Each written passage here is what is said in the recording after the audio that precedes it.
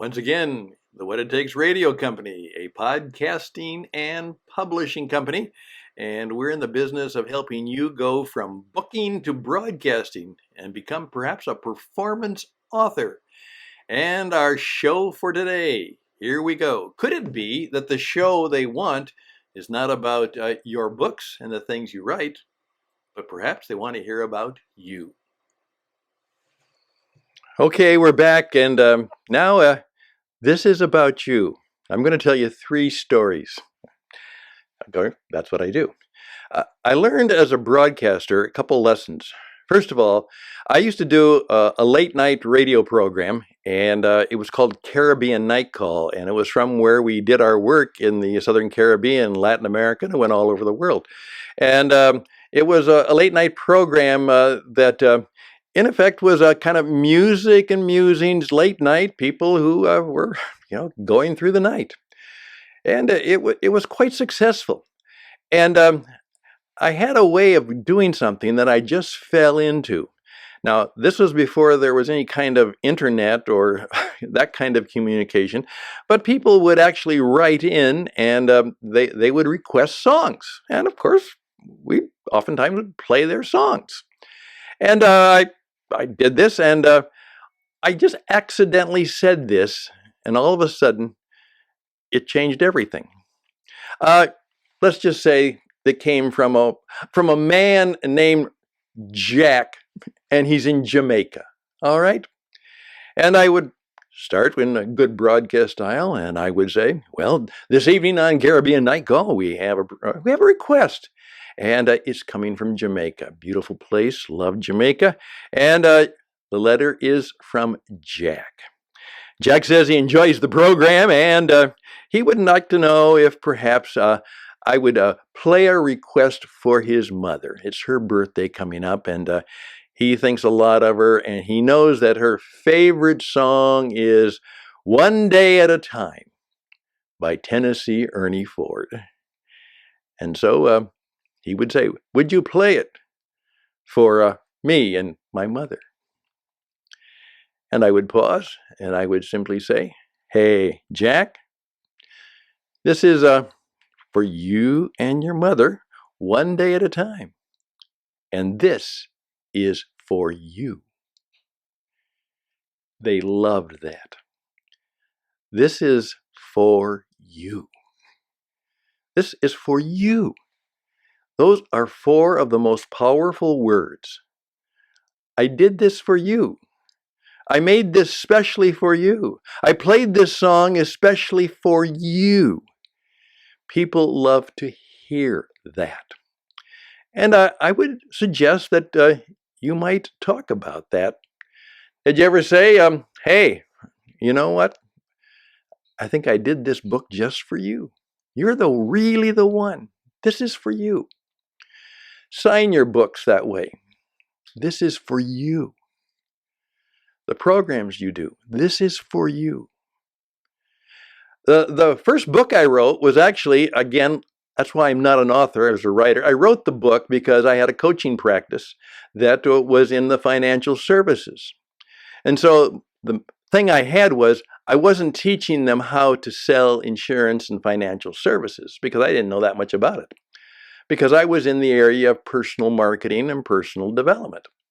And so the name of my book was You Make the Difference. And the whole idea was that I wasn't teaching you how to sell insurance or sell anything else. I simply made the statement that is, before they buy your stuff, they have to buy you. And so this is how to sell you. And remember now, you're perhaps in the business not only of writing books that people like, but in effect, they would like to have a relationship with you. There's something about what you do they might want to know more about. Then I also got a letter one time, and we were primarily religious broadcasters, so that was our subjects. And we got a nice note, and it simply said this: "Stan, I really like your program, and we enjoy it." But then you could almost hear him pause as he wrote down, But don't you guys ever talk about anything but God? Well, of course we do. I got his point. Well, why are we always talking about God? Uh, I know who you are and what you do, but can't you talk about something else from time to time? That totally changed our way of broadcasting. And that's when it took off, is when my listeners finally realized that I was not, just a one beat drum, that I had a number of interests, that I could talk about a number of things, that, Stan Houston was more than just that guy on the radio who put out this book, this program, these subjects. Now, I share that with you because I know a lot of you, because in a sense, I've heard you, because when we do the Cowboy Up podcast, obviously we're talking to authors and we talk about their book. But we talk a lot of other things too, because the interview is not about their book. The interview is about them. And we may mention the book. We may get around to the book. But the point is, we want to know their story. We want to know why, how. And some of our very, very best programs have had minimal discussion about the book, but when we push it at the end, we already have an engaged audience. Right now, I know of many authors who, if they would decide that they're just going to do a program that they would talk about anything they wanted to talk about, because they have lots of stories, lots of interests, other things they do that goes into their life.